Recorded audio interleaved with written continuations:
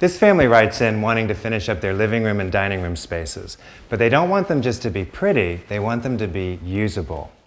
Some great decisions have been made. I love the depth of color and texture on the walls. I love the way it kind of complements the depth of color of wood on the floor. The painted moldings really add a sense of luxury. There are some space challenges though. This piano, while it's spectacular, kind of divides the space. It's kind of half in one and half in the other. I want to create a dining room that's not just a formal dining room. It needs to be usable, where the kids are going to do homework and the family can gather in very relaxed ways. So I need to somehow loosen this up. Possibly unifying the space with a large area rug will take the edge off and make it softer. There's a lot of brown, so as I start to look at upholstery choices, I want to keep it light and fresh. This area needs to have a lot of soft seating that's going to be very inviting. And I love the style decision of the chandelier. It keeps it young and youthful. I think a direction that we really want to drive home. This is going to be a piece of cake. Let's head back to the office and make some great decisions.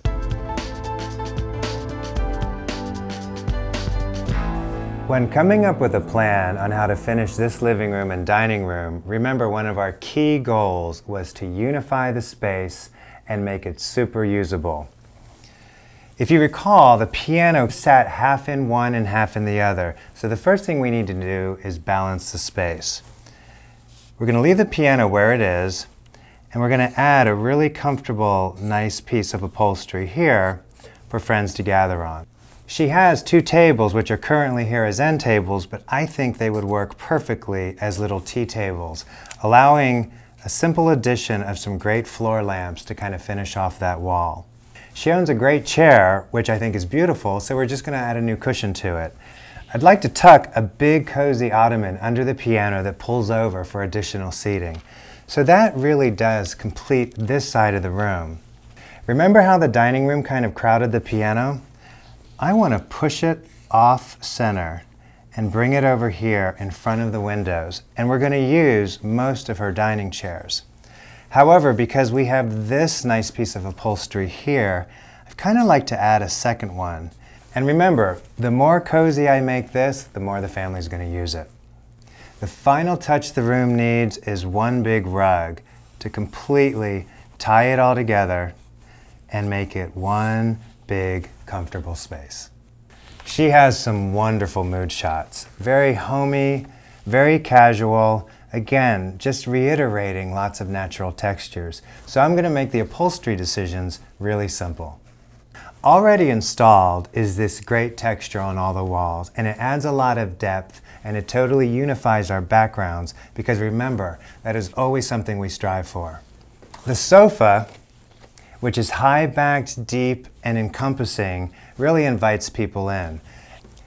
I love the idea of an ottoman, something really simple and relaxed and skirted, and again, just something that might be castered to pull out from under the piano.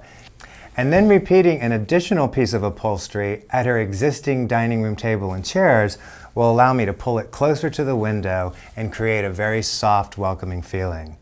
And then the finishing touch is that natural fibered, big oversized area rug that really invites you in.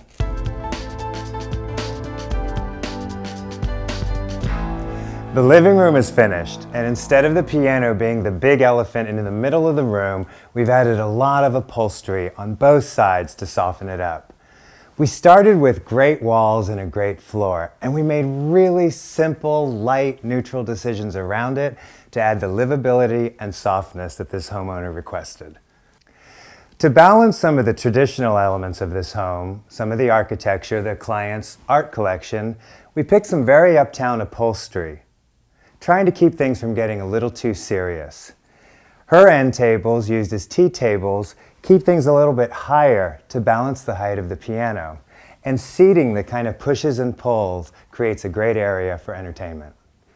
One large area rug completely unifies and softens the space, taking two low-use rooms and turning them into one high-use family living zone. Although we discussed adding a love seat to the dining area to add softness and that livability that the family would use all the time, we fell in love with these two chairs. By rotating the table and placing a chair on either side, the opportunities of how this room could live really opened up. And with a quick rotation of the table, the room takes on a new personality for a special celebration with family and friends. So don't settle for those low-use living rooms and dining rooms. Roll your sleeves up and figure out how to make them a space that your family's going to enjoy each and every day.